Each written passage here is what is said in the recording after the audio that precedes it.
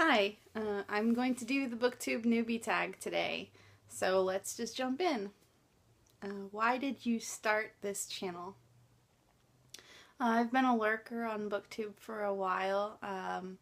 I kind of dabbled, and then my first passionate binge watching was Brown Girl reading.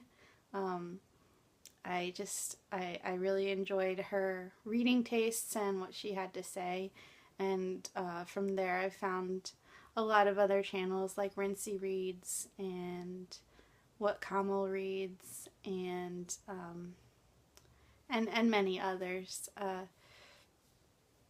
And I never thought I would join BookTube, but as I've mentioned a couple of times, this is my project for Lent. This is my Lenten sacrifice because I'm very, very, very happy being a lurker and just commenting.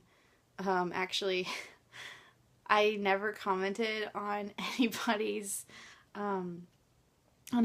video until I made my husband make me comment on a video, because yeah. I am that shy. So I'm here basically for myself, to push myself to do something, and I'm really excited because it's a good community to do this with, because there are so many lovely people in it. Alright, let's just move on. What are some fun and unique things you bring to BookTube?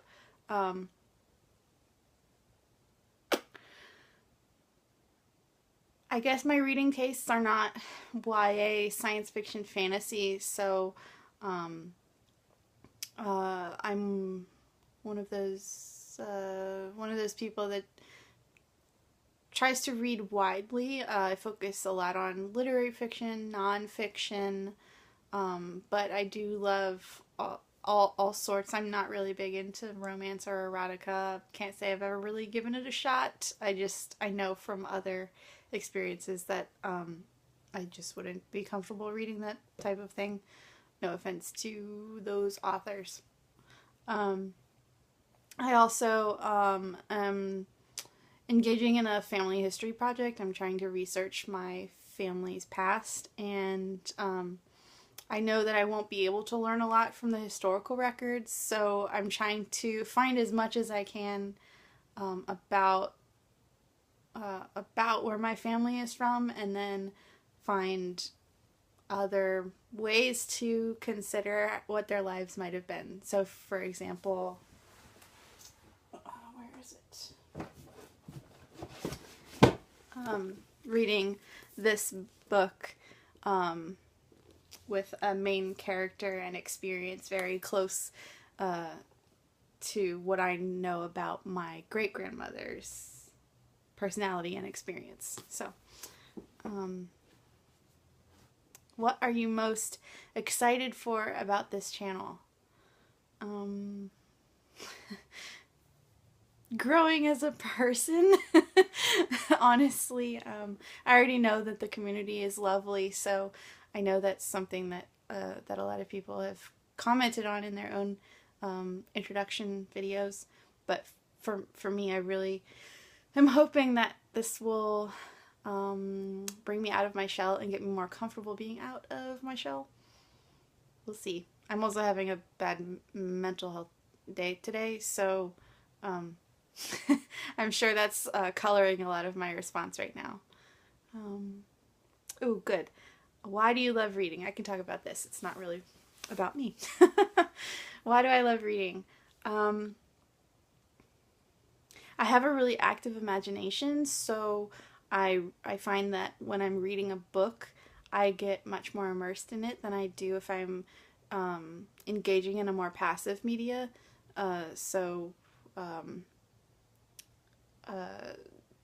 Watching a TV show, watching a movie, it's not as much work for my brain as reading is, and so it just engages me more. and then there's like the travel, vicarious living aspect. You can go anywhere and be anyone in a book. So some days it's nice to escape for any number of reasons, and everybody could use some good escapism now and again. And then also I just love learning, and books are one of the many ways that you can learn. So I will always read books. As long as there's something to read, I will read it. What book or series got you into reading? I remember a giant flimsy print, flimsy paper, like newsprint type of like early learning reader with the phrase, "Katie Kitty caught a caterpillar." I think I was 4 at the time. My sister and I have a twin. My sister and I decided that we needed to know how to read before we got to kindergarten. So yeah, we learned how to read before we went to kindergarten. Yeah. There was also another big book in our early reading lives. It was it didn't frighten me. It came with a cassette tape, and you would have the physical book, and it would read the book for you. And whenever you had to turn a page, it would make this sound. Pew! So, it was just a funny, it was a pitch black, very dark night. Right when Mother turned out the light, I looked out the window only to see, fill in the blank, a great purple witch looking at me. That's kind of like the frame of the story.